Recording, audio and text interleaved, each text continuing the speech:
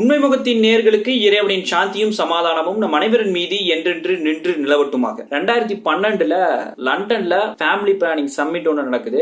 இதுல கேட்ஸோடைய மனைவி மெலண்டா கேட்ஸ் வந்து பேசுறாங்க. என்ன அப்படின்னு கேட்டீங்கன்னா, இந்த ஃபேமிலி பிளானிங் உடைய சிக்கல் என்ன அப்படின்னு கேட்டீங்கன்னா, இனிமேல் குழந்தையே வேணாம் அப்படிங்கிறவங்களுக்கு கூட ரொம்ப ஈஸி. குழந்தை பெற்றெடுக்க வேணாம் அப்படின்னு சொல்றவங்களுக்கு அவங்களுக்கு ஆப்ரேட் பண்ணி கூட ஏதாவது பண்ணிடலாம். ஆனா எனக்கு இப்போதைக்கு வேணாம், ஃபியூச்சர்ல ஒரு 2 வருஷம் கழிச்சு எனக்கு வேணும், அதுக்கப்புறம் ஒரு 2 வருஷம் கழிச்சு இன்னொரு குழந்தை வேணும் அப்படின்னு நினைக்கிறவங்களுக்கு தான் இந்த சிக்கல் ஏற்படுது. சோ அப்படிப்பட்ட நபர்களுக்கு வந்துட்டு ஒரு புது விதமான ஒரு ஐட்டம் ஒன்று கண்டுபிடிச்சிருக்காங்க. சோ அந்த விஷயத்தையும் வந்து இந்த மெலண்டா கேட்ஸ் வந்து அந்த சம்மிட்ல வந்து பிரசன்ட் பண்ணாங்க. அது என்ன அப்படிங்கறது நீங்க பாருங்க.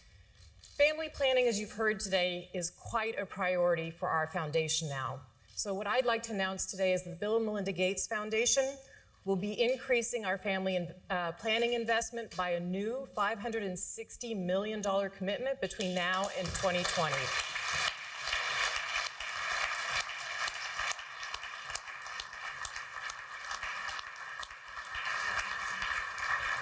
You heard me talk earlier about Sadie, who I met in Niger. She was traveling 15 kilometers to get an injection. But let's ask ourselves, what if she didn't have to travel to that clinic? If we put it in her perspective, how can we keep her in her village to get the contraceptive she wants? Well, Pfizer is testing a new form of depot.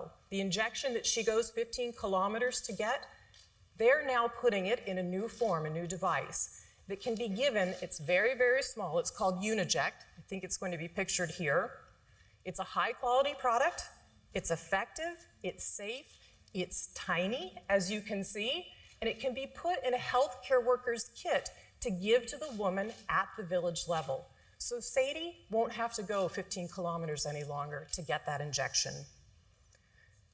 So இது வந்து நீங்க பார்த்திருப்பீங்க, இந்த contraceptive bill அப்படின்னு சொல்லுவாங்க. அதாவது இந்த கருத்தடை சம்பந்தமா இருக்கக்கூடிய மாத்திரை இல்லைன்னா அதுக்கு சம்பந்தமா இருக்கக்கூடிய மருத்துவ கருவி ஏதாவது ஒண்ணு. சோ அப்படிப்பட்ட கருவியை இந்த மாதிரியான ரொம்ப வில்லேஜ் ஏரியால இருக்கக்கூடிய இப்படிப்பட்ட லேடிகளுக்கு கொண்டு போய் சேர்க்கிறது அப்படிங்கிறது ரொம்ப சிரமமா இருக்குது. ஏன்னு சொன்னா அவங்க வந்துட்டு ரொம்ப தூரம் நடந்து வந்து போட வேண்டியதா இருக்கு. இது வந்து தொடர்ச்சியா வேற போட்டுக்கிட்டே இருக்கணும். அப்படி சில மாத்திரைகள் இருக்கு, அப்படி சில ஊசிகள் இருக்கு. சோ அந்த மாதிரியான சில சிக்கல்கள் இருக்கு. சோ அவங்களே வந்து இந்த ஊசியை வந்து செலுத்துறதுக்கு என்ன பண்ணலாம் அப்படிப்பட்ட ரிமோட் ஏரியால இருக்கிறவங்களுக்கு அப்படின்னு சொல்லி அவங்களுக்கு ஒரு புது கருவி. அவங்க வந்து 15 days ஒன்ஸ் என்ன பண்ணலாம்னா அதை வந்து அவங்களே வந்து குத்தி அந்த ஊசியை வந்து போட்டுக்கலாம். அப்படிப்பட்ட ஒரு கருவியை வந்து கண்டுபிடிச்சிருக்காங்க. பாருங்க எந்த அளவுக்குலாம் வந்து அவங்க வந்து இதுக்காக மெனக்கெடுறாங்கன்னு பாருங்க, இதுக்காக செலவிடுறாங்க அப்படிங்கறத நீங்க பார்க்கணும். அதை தான் இதுல இருந்து சொல்ல வரேன். பில்கேட்ஸ்க்கு வந்து வேற சில ஐடியா இருந்துச்சு. பர்த் கண்ட்ரோல ஏதாவது ஒரு டெக்னாலஜியோட ஒன்னு சேர்த்தணும் அப்படின்னு ஒரு யோசனை பில்கேட்ஸ்க்கு இருந்துச்சு. இந்த யோசனை ரொம்ப காலமாவே பில்கேட்ஸ் இருக்குது.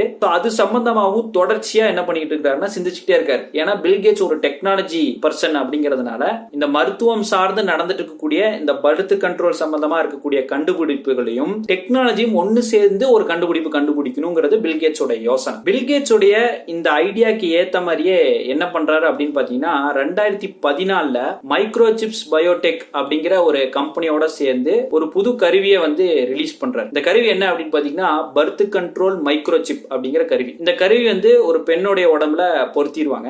கிட்டத்தட்ட 16 வருஷம் வந்து நல்லபடியா ஒர்க் ஆகுமாமா. இந்த பர்டிகுலர் பர்த் கண்ட்ரோல் டெக்னாலஜியோட ஐடியா எப்ப உருவாச்சு அப்படி பாத்தீங்கன்னா 2012 இதை பத்தி அதை கண்டுபிடிச்சவரே சொல்றாரு. பில்கேட்ஸ் வந்து இந்த மாதிரி அவங்களுடைய லெபார்டரிக்கு வந்தாராமா. அந்த லெபார்டரியில இருக்கக்கூடியவர் ராபர்ட் லாஞ்சர்ஸ் அப்படிங்கிறவர் MIT லேபை சேர்ந்தவர். இவர்கிட்ட வந்து கேட்டாராமா, இந்த மாதிரி பர்த் கண்ட்ரோல் டெக்னாலஜி ஏதாவது பண்ண முடியுமா அப்படின்னு சொல்லி. அதனால வந்த ஐடியா தான் இந்த பர்த் கண்ட்ரோல் சிப் அப்படிங்கிறது. இது வந்து உள்ள பொருத்திடுவாங்க.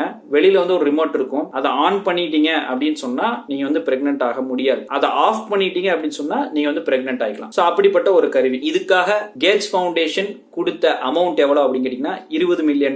இது கேட்ஸ் ஃபவுண்டேஷனோட வெப்சைட்லயே நம்மளால பார்க்க முடியும். இப்போ இந்த மைக்ரோசிப் டெக்னாலஜியை பார்த்தோம் அப்படின்னு சொன்னா பில்கேட்ஸ்க்கு வந்துட்டு பர்த் கண்ட்ரோல் மட்டும் ஒரு நோக்கமா இருக்கிற மாதிரி நமக்கு தோணல. அதையும் தாண்டி ஒரு மனிதனையும் கண்ட்ரோல் பண்ணணுங்கிற மாதிரி நோக்கம் இந்த மாதிரியான டெக்னாலஜி இந்த மாதிரியான கண்டுபிடிப்பை பார்க்கும்போது நமக்கு தோணுது. எப்படி வெளியில ஒரு ரிமோட் அதை ஆன் பண்ணோம்னு சொன்னா உள்ள ஒர்க் ஆகுமாமா, அதை ஆஃப் பண்ணோம்னு சொன்னா உள்ள ஒர்க் ஆகாம இருக்குமாமா. அப்போ இத பார்க்கும்போது நமக்கு இந்த மாதிரியான சிந்தனைகள் தான் வருது. இப்போ இந்த மாதிரியான சிந்தனைகளுக்கு தீனி போடுற மாதிரி பில்கேட்ஸ் இதுக்கப்புறம் சில விஷயங்கள் பண்றாரு. அது என்னென்ன அப்படிங்கறத நம்ம பார்க்கலாம். 2017 Gavi அப்படிங்கிற ஒரு ஆர்கனைசேஷன், இவங்க வந்து வேக்சின் கண்டுபிடிக்கக்கூடிய ஆர்கனைசேஷன். உங்களை நிறைய பேருக்கு அது தெரியும். இந்த கேவியோட கேட்ஸ் ஃபவுண்டேஷன் செய்யறாங்க. கேட்ஸ் ஃபவுண்டேஷன் ஃபண்ட் பண்றாங்க கேவிக்கு. ஏன்னு சொன்னா கேவியோட சில நோக்கங்கள் வந்துட்டு கேட்ஸ் ஃபவுண்டேஷனுக்கு ஒத்து போகக்கூடிய நோக்கங்கள். கேவி, Gates Foundation, World Bank, World Health Organization இவங்க எல்லாம் ஒன்னு சேர்ந்து வேக்சினுக்காக ஒரு ஹெல்த்தி மார்க்கெட்டை வந்து உருவாக்கணும் அப்படின்னு சொல்லி இவங்க எல்லாம் வந்து ஒரு முடிவெடுக்கிறாங்க. அது கேவியோட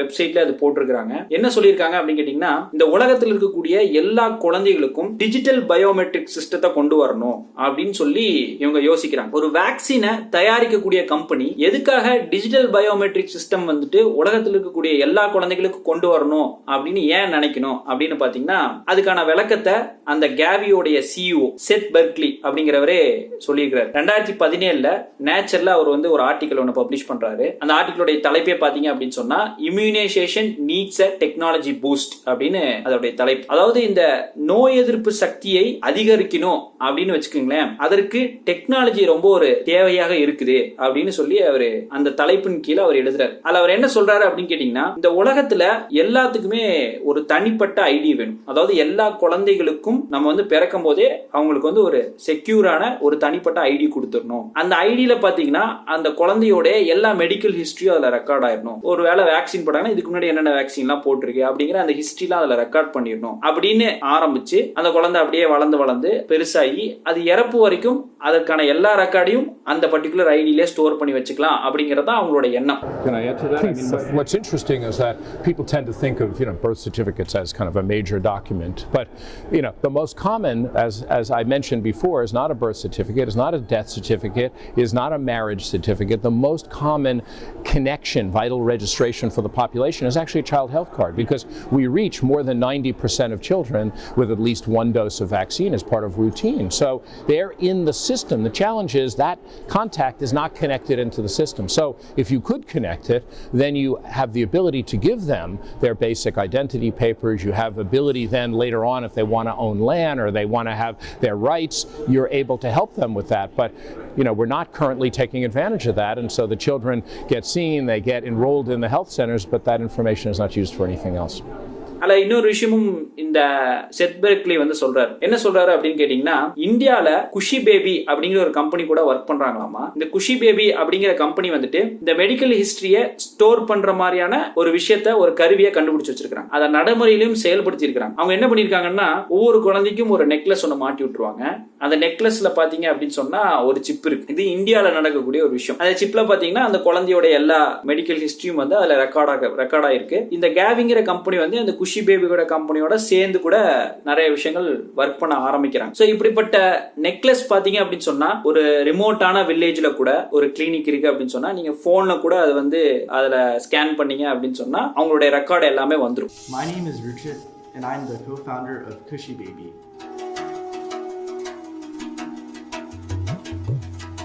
Cushy Baby is a wearable platform to bridge the world's immunization gap. We're looking at better ways to engage communities because right now 1.5 million children die from vaccine-preventable disease each year. So what we've done to address this issue is to create a medical passport. This necklace can work without needing connectivity, and it stores the mother and child's health record on its physical device. We've made a mobile app to interface with this wearable, and we think that it will empower health workers to make more informed decisions in the field.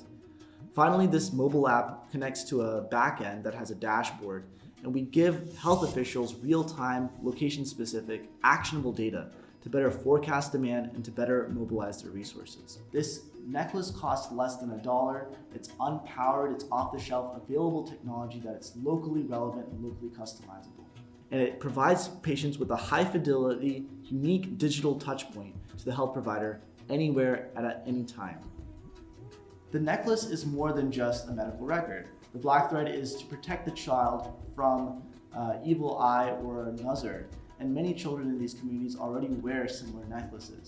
இந்த மாதிரியான technology கொண்டு வர்றதுக்காக தான் என்ன பண்றாங்க அப்படின்னு பாத்தீங்கன்னா ID 2020 அப்படிங்கிற ஒரு அமைப்பை ஆரம்பிக்கிறாங்க. இந்த அமைப்பு பாத்தீங்கன்னா பிரைவேட் அதுக்கப்புறம் பப்ளிக் ரெண்டுமே ஃபண்டட் ஆர்கனைசேஷன் தான். பிரைவேட்ல பாத்தீங்கன்னா ரொம்ப முக்கியமான ஆட்களான மைக்ரோசாஃப்ட், ராக்கெஃபெல்லர் ஃபவுண்டேஷன், அதுக்கப்புறம் கேவி, அதுக்கப்புறம் அசென்சர், இவங்கெல்லாம் வந்து இந்த பர்டிகுலர் அமைப்புக்கு வந்து ஃபண்ட் பண்றாங்க. ஸோ இந்த அமைப்பின் மூலியமாக என்ன செயல்படுத்த நினைக்கிறாங்க அப்படின்னு பாத்தீங்கன்னா உலகம் ஃபுல்லா ஒவ்வொரு மனிதனுக்கும் தனிப்பட்ட முறையில அவங்களுக்குன்னு ஒரு ஐடி இருக்கும். அந்த ஐடியில இந்த மெடிக்கல் ஹிஸ்டரி அவங்களோட எல்லா விஷயம் அதுல ரெக்கார்ட் ஆயிருக்கும். அதுதான் இந்த ஐடி 2020 ரொம்ப முக்கியமான ஒரு சிந்தனையா இருக்கு. 2019 திருப்பியும் கேட்ஸ் என்ன பண்றாருன்னா அந்த ராபர்ட் லாஞ்சர், இதுக்கு முன்னாடி அந்த மைக்ரோசிப் கண்டுபிடிச்சார் இல்லைங்க, அவர்கிட்டே போய் என்ன பண்றாருன்னா இந்த வேக்சினோட இன்ஃபர்மேஷனை ஸ்டோர் பண்ண வைக்கிற மாதிரி பெர்மனண்டா ஏதாவது வழிமுறைகள் ஏதாவது ஒரு டெக்னாலஜி வந்து கண்டுபிடிங்க அப்படின்னு கேட்டிருக்காரு. அதற்கு திரும்பவும் அவங்க இன்னொரு டெக்னாலஜி கண்டுபிடிச்சு கொண்டு வந்து கொடுக்குறாங்க. என்ன அப்படின்னு பாத்தீங்கன்னா ஒரு பேண்டைட் மாதிரி, ஒரு டேட்டு மாதிரி. இந்த பர்டிகுலர் டேட்டு என்ன பண்ணலாம்னா அப்படியே கையில ஒட்ட வச்சுக்கலாம். ஒட்ட வைக்கும் போது தெரியாதாமா, செல்போனுடைய டார்ச் லைட்டை மாடிஃபை பண்ணி அந்த பேண்டைட் மேல அடிச்சிங்க அப்படின்னு சொன்னா அது தெரியும் அப்படின்னு சொல்றாங்க. அதன் மூலியமாக என்ன பண்ண முடியும்னா அவங்களுக்கு என்ன வேக்சின் வந்து கொடுக்கப்பட்டிருக்கு அப்படிங்கறதும் அது மூலியமாக கண்டுபிடிக்க முடியும் அப்படிங்கறதும் சொல்றாங்க. இதுக்கு பேர் என்ன அப்படின்னு சொன்னா குவாண்டம் டாட்ஸ் அப்படின்னு சொல்றாங்க. இந்த டெக்னாலஜிக்கு பேரு, இந்த பர்டிகுலர் அந்த டிவைஸ்க்கு பேர் குவாண்டம் டாட்ஸ் டாட்டூ அப்படின்னு சொல்லி ரைஸ் யூனிவர்சிட்டியை சேர்ந்தவங்க சொல்றாங்க. ஸோ இது வந்து எப்படி இருக்கும்னு சொன்னா ஒரு பேண்டைட் மாதிரி இருக்கும். அந்த பேண்டைட் மாதிரி வச்சு அதை அப்படியே பிரிச்சுட்டீங்கன்னா போதும். அது என்ன ஆகும்னு சொன்னா அது வந்து ஸ்கின்லேயே தான் இருக்கும். குவாண்டம் அப்படிங்கிறதுனால ரொம்ப சின்னதா இருக்கும், பெயிண்ட் இருக்காது. அந்த குவாண்டம் டாட்ஸ் அப்படிங்கிறது அந்த ஊசி மாதிரி இருக்கும். அந்த ஊசி வழியே என்ன ஆகும் அப்படின்னு சொன்னா உங்களுக்கு வந்து மருந்து வந்து செலுத்தப்படும். ஸோ இன்னைக்கு வந்து சிரிஞ்சு இருக்கு பாத்தீங்களா, ஊசி இருக்கு பாத்தீங்களா, அந்த ஊசிக்கு பதிலா இந்த மாதிரியான சிஸ்டத்தை வந்து பயன்படுத்திக்கலாம் அப்படின்னு சொல்றாங்க. The University of Pittsburgh is where the polio vaccine was first discovered. At the medical center, researchers are now developing a vaccine that is delivered using a dissolvable patch called a microneedle array. Think about them as almost like a Band-Aid. And so the microneedle array is simply applied to the skin topically, pressed into place very shortly, and then taken off and thrown away. And then the antigen is already delivered. There's clear competition to be the first with a workable vaccine, but companies are also collaborating, in particular on how to eventually scale up production to manufacture billions of doses.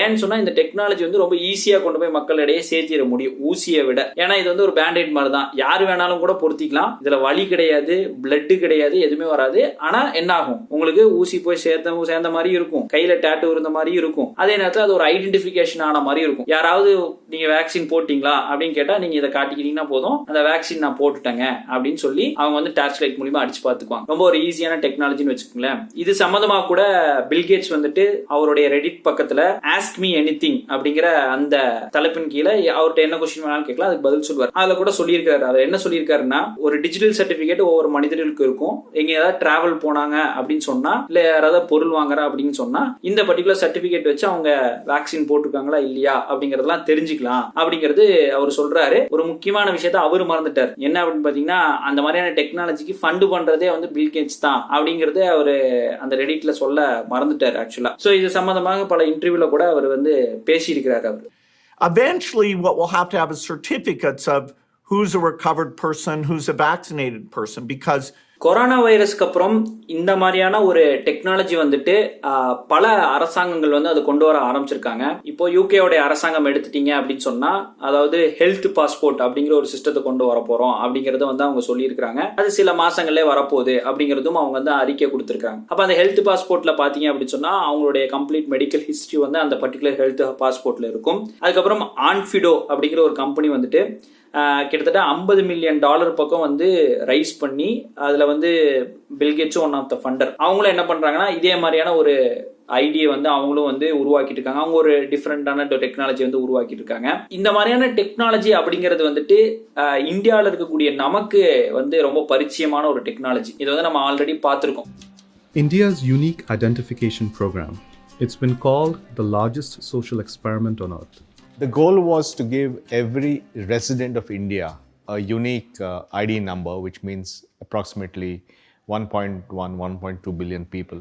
So ஒரு மிகப்பெரிய ஜனத்தொகை கொண்ட நாட்டில் ஒவ்வொரு நபர்களுக்கும் தனிப்பட்டு ஒரு ID கொடுக்கணும் அப்படின்னு சொல்லி ஒரு அறிக்கையை விட்டு அதுக்கு சம்பந்தமாக இங்க சில விஷயங்களும் பண்ணாங்க. இந்த பர்டிகுலர் ஆதார் சம்பந்தமாக பில்கேட்ஸ் நிறைய இடத்துல பேசியிருக்கிறார். ஈவன் அந்த பேச்சுல நீங்க கேட்டீங்கன்னா பில்கேட்ஸோட ஐடியா மூலியமா தான் ஒருவேளை இந்தியாவுக்கு வந்திருக்குமோ அப்படிலாம் உங்களுக்கு யோசிக்க தோணும். ஏன்னா அதுக்கு சில ஆதாரங்களும் நம்மளால பார்க்க முடியுது. கோஇம்பாக்ட் அப்படின்னு சொல்லி ஒரு பிலாந்தராபிக்கல் ஒரு ஆர்கனைசேஷன் இருக்கு. இந்த பர்டிகுலர் ஆர்கனைசேஷன்ல தான் யாரு ஒன் ஆஃப் த மெம்பரா இருக்காரு அப்படின்னு பாத்தீங்கன்னா இந்த ஆதார டெக்னாலஜியை இந்தியால இன்ட்ரோடியூஸ் பண்ண ஒரு ஆள். அவர் யாரு அப்படின்னு கேட்டீங்கன்னா இன்ஃபோசிஸோடைய கோ-ஃபவுண்டர் நந்தன் நீலகனி அப்படிங்கிறவர் தான் இந்த டெக்னாலஜி இந்தியாவுக்கு ஒரு பிரெயினா இருந்து செயல்பட்ட ஒரு ஆள் அப்படின்னு சொல்லலாம். அரசியல் ரீதியா கிடையாது, டெக்னாலஜி ரீதியா இதை கொண்டு வந்தா எப்படி கொண்டு வரலாம், இதுக்கான ஸ்ட்ரக்சர் என்ன அப்படின்னு அந்த ஐடியாலாம் கொடுத்தது ஃபுல்லா இவரு தான். இந்த கோஇம்பாக்ட் அப்படிங்கிற இந்த ஆர்கனைசேஷன்ல ஒன் ஆஃப் த மெம்பர் இவரு. இதே கோஇம்பாக்ட்ல இன்னொரு மெம்பர் யாரு அப்படின்னு கேட்டீங்கன்னா பில்கேட்ஸ். பில்கேட்ஸும் நந்தன் நீலகனியும் பயங்கரமான ஃப்ரெண்டு. ஈவன் கேட்ஸோடைய நோட்ஸ்ல கூட பாத்தீங்க அப்படின்னு சொன்னா இந்த நந்தன் நீலகனி பத்தி நிறைய புகழ்ந்து பேசியிருப்பாரு.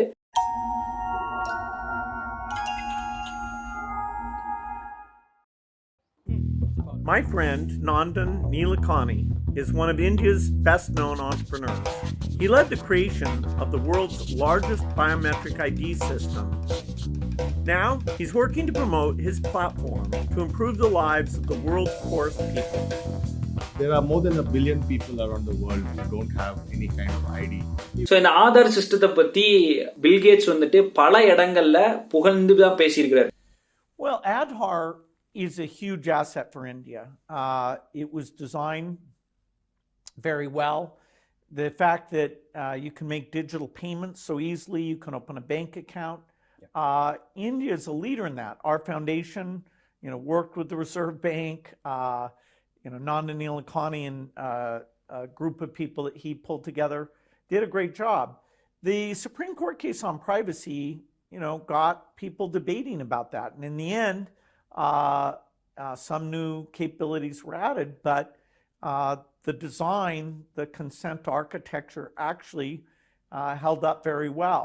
இந்த ஆதார் சிஸ்டத்துக்காக இந்த கண்ணுடைய விழிகளை ஸ்கேன் பண்ணதா இருக்கட்டும், அதுக்கப்புறம் கையோடைய விஷயங்களை ஸ்கேன் பண்ணதா இருக்கட்டும், அது எடுத்த கம்பெனி யாரு அப்படின்னு கேட்டீங்கன்னா இடீமியா அப்படிங்கிற ஒரு கம்பெனி. இதே கம்பெனி தான் குஷி பேபி அப்படிங்கிற அந்த கம்பெனி இருக்கு பாத்தீங்களா, அவங்க அந்த சிப்பு வச்சிருக்காங்களா, அந்த சிப்பும் இந்த இடீமியா அப்படிங்கிற அந்த கம்பெனி தான் ப்ரொவைட் பண்ணிட்டு இருக்காங்க. இந்த இடீமியாக்கும் கேவிக்கும் நிறைய தொடர்பு இருக்குது. இடீமியாக்கும் பில்கேட்ஸ்க்கும் நிறைய கனெக்ஷன் இருக்குது. இந்த கேட்ஸ் ஃபவுண்டேஷனா இருக்கட்டும் இல்ல கேவியா இருக்கட்டும், இவங்கெல்லாம் இடீமியா கம்பெனிக்கு நிறைய விதத்துல சப்போர்ட்டாவே இருக்கிறாங்க. சோ பில்கேட்ஸ்க்கு ரொம்ப ஒரு முக்கியமான தாட் என்னவா இருக்கு அப்படின்னு கேட்டீங்கன்னா இந்த ஆதார் சிஸ்டத்தை உலகம் ஃபுல்லா கொண்டு வரணும் அப்படிங்கிறது அவருக்கு பயங்கரமான ஆசை. இந்த ஆதார் மாதிரியான சிஸ்டத்தை கொண்டு வரதுக்கு தான் இப்ப என்ன பண்ணிருக்காங்கன்னா ஐடி 2020 அப்படிங்கிற அந்த ஆர்கனைசேஷனை அவங்க ஃபார்ம் பண்ணிருக்காங்க. பட் இதுக்கு முன்னாடியே 2014 பாத்தீங்க அப்படின்னா ஐடி 4D அப்படின்னு ஒரு அமைப்பு ஒன்று ஸ்டார்ட் பண்ணப்பட்டுச்சு. இது வேர்ல்டு பேங்க் அவங்க இது இனிஷியேட் பண்ணாங்க. ஆக்சுவலா வேர்ல்டு பேங்கோட வெப்சைட்ல இது இருக்கு, நீங்க போய் பாத்தீங்கன்னா தெரியும். அதுல என்ன போட்டிருப்பாங்கன்னா ஐடென்டிபிகேஷன் ஃபார் டெவலப்மெண்ட் இனிஷியேட்டிவ் அப்படிங்கறதா அதோடைய அந்த full form. ID 4D full form. இது 21வது நூற்றாண்டுக்கான இந்த ஐடென்டிபிகேஷனுக்கான ஏதாவது ஒரு சொல்யூஷன் தான் கொண்டு வரணும் அப்படிங்கிற அடிப்படையில் இது ஆரம்பிக்கப்பட்டது.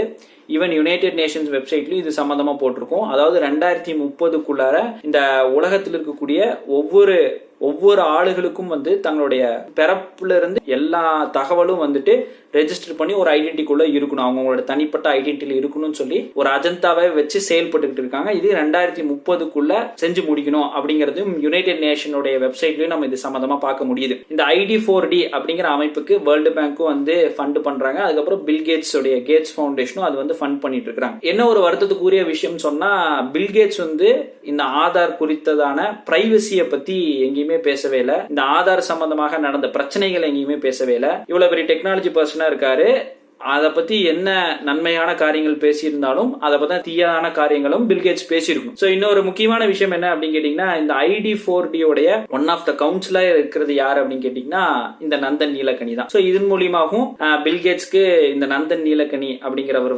ரொம்ப தொடர்பா இருக்காரு. சோ இந்த ஐடி 4D அப்படிங்கிற அமைப்பின் மூலியமா தான் ஆதார் சிஸ்டத்தை இந்தியால அமைச்சிருப்பாங்க அப்படிங்கறத எனக்கு தோணுது. சோ இந்த மாதிரியான ஒரு ஐடென்டிபிகேஷன் சிஸ்டம் உலகம் ஃபுல்லா எதுக்காக கொண்டு வரணும் வரணும் அப்படின்னு பாத்தீங்கன்னா பில்கேட்ஸ் என்ன சொல்றாரு அப்படின்னா, உலகத்துல வந்துட்டு நிறைய மக்கள் வந்து ஏழையாக இருக்காங்க, அவங்களுக்கு வந்துட்டு கவர்மெண்ட்டுக்கு இருந்து சில எய்ட்ஸ் வந்து கிடைக்கணும். அப்போ ஈஸியா வந்துட்டு அவங்களுக்கு வந்துட்டு காசு போய் அரசாங்கத்துக்கிட்ட இருந்து அவங்களுக்கு காசு போய் சேர்றதுக்கு இந்த மாதிரியான ஐடென்டிபிகேஷன் சிஸ்டம் வேணும் அப்படிங்கிறது தொடர்ச்சியாக பில்கேட்ஸ் வந்து பதிவு செஞ்சுக்கிட்டே வராரு. இது வந்து ஒரு ஹெல்த் பாஸ்போர்ட்டா வந்து ஆக்ட் ஆகும். அதுக்கப்புறம் ஒரு பொருள் வாங்குறதுக்காக இருக்கட்டும், அதுக்காகவும் இந்த பர்டிகுலர் ஐடென்டிபிகேஷன் வந்து ரொம்ப ஒரு உபயோகமான ஒரு விஷயமா இருக்கும் அப்படிங்கறத சொல்றாரு. சில செக்யூரிட்டிக்காகவும் வந்து இந்த பர்டிகுலர் ஐடென்டிபிகேஷன் வந்து ரொம்ப ஒரு முக்கியமான விஷயமா இருக்கும், அதுக்காக தான் உலகம் ஃபுல்லா செயல்படுத்தணும் அப்படின்னு சொல்லி கேட்ஸ் நினைக்கிறத கேட்ஸ் சொல்றாரு. சோ இத பத்தி எங்க சொல்றாரு அப்படின்னு பாத்தீங்கன்னா, 2015 யுனைடெட் ஸ்டேட்ஸ் ட்ரெஷரியில நடந்த ஒரு முக்கியமான மீட்டிங், ஃபினான்ஷியல் இன்க்ளூஷன் ஃபாரம் அப்படின்னு சொல்லி நடந்த ஒரு மீட்டிங்ல அவர் என்ன சொல்றாரு அப்படின்னு சொன்னா, எல்லா நாடுகளும் வந்துட்டு நோ யுவர் கஸ்டமர் அப்படிங்கிற அந்த ரூல்ஸ் வச்சிருக்கணும். Every country really needs to look through these KYC, know your customer rules to make sure that customers are able to prove who they are. But of course, in many countries, you don't have any type of ID system. And the lack of an ID system is a problem, not just for the payment system, but also for voting and health and education and taxation. And so it's a wonderful thing to go in and create a broad identification system. Again, India is a very interesting example of this, where the Aadhar System, which is a 12-digit identifier that's correlated to biometric measures, is becoming pervasive throughout the country and will be the foundation for how we bring this low-cost switch to every mobile phone user in India. The same type of thing is happening now in Pakistan, and there's early beginnings of creating these ID programs in Africa as well. We expect to be able to use the ID so that when you show up for any government service, say you walk into a primary health clinic, we'll be able to take that bio-ID very quickly and bring up your electronic health record. Even if you've moved from one part of the country to the other, you will be well tracked and well served without nearly as much paperwork or waiting. And so the ID system is foundational. இவர் சொல்லக்கூடிய இந்த விஷயத்தெல்லாம் பார்க்கும்போது, அதாவது ஒரு அரசாங்கத்துக்கிட்ட இருந்து ஒரு காசு வந்து இந்த மாதிரியான ஏழை மக்களுக்கு கொண்டு போய் சேர்த்துறதுக்கு இந்த விஷயம் உதவிகரமாக இருக்கும் அப்படிங்கிறது ஒரு லாஜிக்கலான விஷயங்களா எடுத்தாலும், அதே அரசாங்கத்துக்கிட்ட இருந்து ஒரு மனுஷனுக்கு காசு போகாம இருப்பதற்கும் இந்த டெக்னாலஜி வந்து ஒரு உதவிகரமாக இருக்கும் அப்படிங்கறதையும் நம்ம வந்து சிந்திச்சு பார்க்க வேண்டியதா இருக்கு. சோ இது வந்து ஃபினான்ஷியல் இன்க்ளூஷன் அப்படின்னு பாத்தீங்கன்னா, ஃபினான்ஷியல் எக்ஸ்க்ளூஷனும் இதுல இருக்கு அப்படிங்கறத நம்ம பார்க்கணும் கட்டாயமா. சோ இப்போ ஒருத்தர் அரசாங்கத்திற்கு எதிராக ஏதாவது பேசுறான், இல்ல அரசாங்கத்துக்கு மாற்றாக ஏதாவது பேசிக்கிட்டு இருக்கான் அப்படின்னு சொன்னா, இந்த மாதிரியான டிஜிட்டல் ஐடென்டிட்டி சிஸ்டம் இருந்துச்சுன்னு சொன்னா அவங்கள ஈஸியா முடக்கிட முடியும். ஒரு அமைப்பு பேசுதுன்னு சொன்னா அந்த அமைப்பை ஈஸியா முடக்கிட முடியும். யாருமே அவங்கள எதிர்த்து வந்து பேச முடியாத ஒரு சூழ்நிலை கூட இந்த டிஜிட்டல் ஐடென்டிஃபிகேஷன் சிஸ்டம் மூலமாக உருவாக்க முடியுங்கிறது தான் ஒரு நிதர்சனமான உண்மை. அதுக்காக தான் என்ன பண்றாங்கன்னா, இந்த டிஜிட்டல் ஐடென்டிஃபிகேஷன் சிஸ்டம் வந்து வேணான்னு சொல்லி ஒரு கூட்டம் எதிர்க்குது. இதை கொண்டு வரது இக்கால சூழ்நிலைக்கு என்னதான் தேவையாக இருந்தாலும்,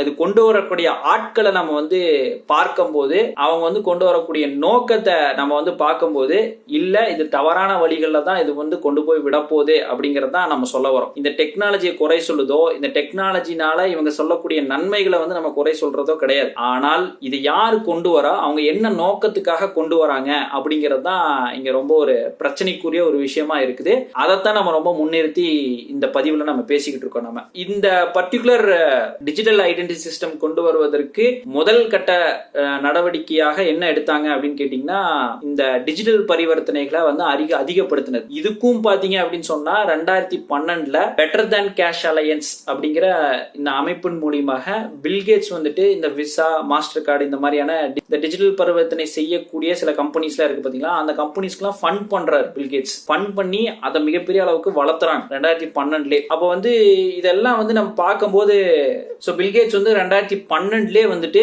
இந்த டிஜிட்டல் பரிவர்த்தனைக்காக அப்பவே வந்து ஃபண்ட் பண்ணியிருக்கிறார். ஈவன் இங்க நடந்த இந்தியாவில் நடந்த டிமானிட்டைசேஷனை கூட அவர் வந்து புகழ்ந்துதான் பேசியிருக்கிறார். இந்த டிமானிட்டைசேஷன் மூலியமாக இங்க டிஜிட்டல் பரிவர்த்தனை வந்து அதிகமாகும் அப்படின்னு தான் பேசியிருக்கிறார். இந்த டிமானிட்டைசேஷனுக்கு பின்னாடி நடந்த பிரச்சனைகள் ஃபுல்லாமே அவர் பேசவே கிடையாது. இந்த கார்பரேட் அரசியல் சம்பந்தமாக இதுக்கு பின்னாடி என்ன நடக்குது அப்படிங்கறது நீங்க தொடர்ச்சியா பார்க்கணும். சோ இந்த டிஜிட்டல் பரிவர்த்தனைக்கு எல்லாத்தையும் நகர்த்துறதுக்கு என்ன பண்றாங்க அப்படின்னு கேட்டீங்கன்னா, வேக்சினை ஒரு மிகப்பெரிய ஒரு கருவியாக பயன்படுத்துறாங்க. ஸோ வேக்சினை மிகப்பெரிய கருவியா பயன்படுத்தி என்ன பண்றாங்கன்னா இந்த பயோமெட்ரிக் சிஸ்டம், அதாவது உலகம் ஃபுல்லா டிஜிட்டல் ஐடென்டிட்டி சிஸ்டத்தை கொண்டு வராங்க. ஸோ டிஜிட்டல் ஐடென்டிட்டி சிஸ்டம் அதன் மூலியமாக என்ன பண்றாங்க அப்படின்னு கேட்டீங்கன்னா இந்த கேஷ்லெஸ் சொசைட்டியை வந்து அமைக்கிறாங்க. அதாவது எல்லாருமே டிஜிட்டல் பரிவர்த்தனைக்குள்ள வரணும் அப்படிங்கிற அந்த அமைப்பை உருவாக்குறாங்க. ஸோ இந்த ஒவ்வொன்றுக்கும் தொடர்பு இருக்குது. இந்த எல்லா துறைக்குள்ளாரையும் பில்கேட்ஸ் என்ன பண்ணிருக்கிறாரு, ஃபண்ட் பண்ணிக்கிட்டே இருக்கிறார். அதுதான் இங்க ரொம்ப முக்கியமான ஒரு நோக்கமா இருக்குது. இந்த இனிமேல் நடத்தப்படக்கூடிய இந்த ஒவ்வொரு மனிதனுடைய ஆக்ஷனா இருக்கட்டும், இல்ல அவங்க பண்ணக்கூடிய டிரான்சாக்ஷனா இருக்கட்டும், எல்லாமே இனிமேல் ரெக்கார்ட் ஆக போகுது அப்படிங்கறதா ஒரு முக்கியமான விஷயம். இதுக்கும் மேல இந்தியால பாத்தீங்க அப்படின்னு சொன்னா இந்த ஆதார் சிஸ்டத்தை பேஸ் பண்ணி இன்னொரு புது டெக்னாலஜி வந்து இன்ட்ரோடியூஸ் பண்றதாக பேசிக்கிட்டு இருந்தாங்க. அந்த டெக்னாலஜி என்னன்னு கேட்டீங்கன்னா 360 டிகிரி டேட்டா பேஸ் அப்படின்னு சொல்லி. இது என்ன பண்ணும் அப்படின்னு கேட்டீங்கன்னா இது இஸ்ரோ தான் இந்த பர்டிகுலர் டெக்னாலஜி வந்து கொண்டு வர போறாங்க. இது பாத்தீங்க அப்படின்னு சொன்னா ஒரு மனுஷன் வந்து எங்கெல்லாம் நகர்றான்னு சொல்லி ஈஸியா ட்ராக் பண்ணிரும். ஒருத்த மனுஷன் ஒரு சிட்டில இருந்து இன்னொரு சிட்டிக்கு நகரான், ஒரு ஜாப் மாத்துறதா இருக்கட்டும், இல்ல ஒரு பொருள் வாங்குறதா இருக்கட்டும், எல்லாமே ஈஸியா வந்து ட்ராக் பண்ணிட முடியும் இந்த ஆதாரோடைய சிஸ்டத்தின் மூலியமாக அப்படின்னு சொல்லி அந்த ஆதாரோடைய எக்ஸ்டெண்டட் வெர்ஷன், அடுத்த வெர்ஷனான 360 டிகிரி டேட்டா பேஸ் அப்படின்னு சொல்லி ஒரு புது டெக்னாலஜியை இன்ட்ரோடியூஸ் பண்றதாக கூட பேசிட்டு இருக்காங்க. இது எப்ப வரப்போகுது அப்படிங்கிறது நமக்கு தெரியல. சோ இதுக்காக ஒரு செப்பரேட்டா கூட ஒரு சேட்டலைட் வந்து அனுப்ப போறதா கூட பேசிக்கிட்டு இருக்காங்க. சோ இது எந்த மாதிரியாக ஒர்க் ஆகும் அப்படிங்கிறது நமக்கு இது வந்து அமல்படுத்தும் போது தான் நமக்கு தெரியும். சோ இது வந்து ரியல் டைமா ஜியோஸ்பேஷியல் டேட்டா, அதாவது உங்களுடைய இருப்பிடத்தை வந்து எடுத்து சொல்லக்கூடிய அளவுக்கு திறன் வாய்ந்தது இந்த டெக்னாலஜி அப்படிங்கிறதையும் இதை வந்து குறிப்பிட்டிருக்கிறாங்க, ஒரு தகவலாக குறிப்பிட்டிருக்காங்க இந்த ஆர்டிகல்ல. இதை தாண்டி பில்கேட்ஸ் பாத்தீங்க அப்படின்னு சொல்லி சொன்னா ஒரு முக்கியமான விஷயத்துக்கு ஃபண்ட் பண்ணிட்டு இருக்காரு. இப்போ இந்த 360 டிகிரி டேட்டா பேஸ் கான்செப்ட் மாதிரியே பில்கேட்ஸ் என்ன பண்றாரு அப்படின்னு பாத்தீங்கன்னா எர்த் நவ் எல்எல்சி அப்படிங்கிற ஒரு கம்பெனிக்கு வந்து இன்வெஸ்டரா இருக்கிறாரு. இந்த எர்த் நவ் எல்எல்சி வந்து என்ன பண்ணுதுன்னு பாத்தீங்கன்னா ஒரு மிகப்பெரிய சேட்டலைட் ஒன்று மேல அனுப்ப போறாங்களாமா. இந்த சேட்டலைட் வந்து ஒரு சிசிடிவி கேமரா மாதிரி ஆக்ட் ஆகும் மேல இருந்து. இது மேல இருந்து ரொம்ப அட்வான்ஸ், இது வந்து ஒரு அட்வான்ஸ்ட் இமேஜிங் சேட்டலைட் அப்படின்னு சொல்றாங்க. இந்த பர்டிகுலர் சேட்டலைட் வந்து உலகத்துல இருக்கவங்க எல்லாத்தையும் வீடியோ எடுக்கிற மாதிரி வச்சுக்கோங்களேன். அந்த மாதிரியான ஒரு டெக்னாலஜிக்கு என்ன பண்ணிட்டு இருக்காரு இவர் வந்து ஃபண்ட் பண்ணிட்டு இருக்காரு. அதையும் வந்து நாளைக்கு என்ன பண்ண போறாங்க, சேட்டலைட் மேல அனுப்ப போறாங்க. நாளைக்கு அங்கிருந்து வீடியோ பிடிச்சி ரியல் டைமா இந்த உலகத்தில் நீங்க எங்க நகர்ந்தீங்கனாலும் ஈஸியா கண்டுபிடிக்கிற மாதிரியான ஒரு விஷயத்த செய்யறதுக்காக பில்கேட்ஸ் அதுக்கும் வந்து ஃபண்ட் பண்ணிட்டு இருக்காரு. இதே பில்கேட்ஸ் தான் பாத்தீங்க அப்படின்னு சொன்னா இந்த சூரியனை வந்து நான் வந்து மறைக்க போறேன், டிம் ஆக்க போறேன், அதன் மூலியமாக இந்த உலகத்தை வந்து கூலாக்க போறேன் அப்படின்னு சொல்லி ஒரு ப்ராஜெக்ட்டுக்கும் வந்து ஃபண்ட் பண்ணிட்டு இருக்காரு. ஹார்ட்வேர் யூனிவர்சிட்டியில இந்த பர்டிகுலர் ப்ராஜெக்ட் வந்து நடந்துட்டு இருக்காரு, நடந்துட்டு இருக்கு, ரிசர்ச் நடந்துட்டு இருக்கு, அதுக்கும் வந்து ஸ்பான்சர் பண்ணிட்டு இருக்காரு. இந்த மாதிரி நிறைய வித்தியாசமான பில்கேட்ஸ் ஃபண்ட் பண்ணிட்டு இருக்காரு. அப்படிங்கும் போது நீங்க வந்து யோசிக்க வேண்டிய விஷயமா இருக்குது. சோ இது எல்லாருக்கும் தொடர்பு இருக்கு அப்படின்னு நீங்க பார்க்கும்போது அதெல்லாம் வந்து நீங்க சிந்திச்சு பார்க்கணும். சோ இந்த வீடியோ மூலியமா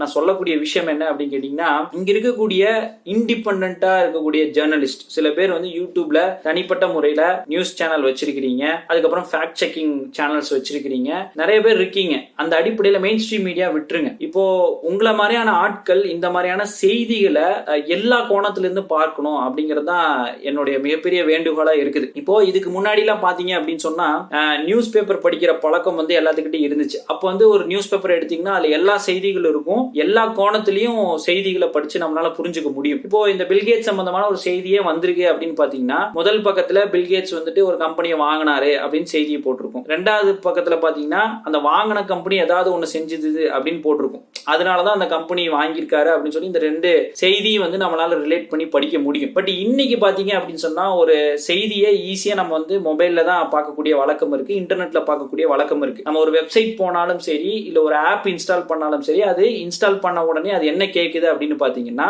எடுத்த உடனே உங்களுக்கு என்ன இன்ட்ரெஸ்ட் அப்படின்னு கேக்குது, அந்த இன்ட்ரெஸ்ட் மட்டும் கொடுத்துரும். சோ அது சம்பந்தமான செய்தி மட்டும் தான் வருதே தவிர நம்மளால என்ன பண்ண முடியல, இன்டர் கனெக்ட் பண்ணி எல்லா செய்திகளும் நம்மளால படிக்க முடியாத ஒரு சிச்சுவேஷன் இன்னைக்கு உருவாயிருச்சு. சோ தயவு செய்து இந்த லோக்கல் செய்திகளா இருக்கட்டும் இல்ல உலக செய்திகளா இருக்கட்டும் ஒத்த கண்ணில் பார்க்காதீங்க. உங்களுக்கு இது போக நிறைய கண்கள் இருக்குது, அந்த கண்களையும் வந்து எல்லா கோணத்திலையும் மற்ற செய்திகளையும் பாருங்க. நான் சொல்லக்கூடிய கண்ணு இந்த கண்ணு கிடையாது, இந்த கண் மூலியமாக நீங்க பாத்தீங்க அப்படின்னு சொன்னா இந்த ஒவ்வொன்றுக்கும் இருக்கக்கூடிய லிங்க் என்ன அப்படிங்கிறது உங்களுக்கு தெரிய வரும். என்னை தொடர்பு கொள்ளணும்னு நினைச்சீங்கன்னா கட்டாயமா என் கூட டெலிகிராம் குரூப்ல வந்து என்னை தொடர்பு கொள்ளலாம். டெலிகிராம் குரூப்ல கட்டாயமா ஜாயின் பண்ணிக்கிங்க.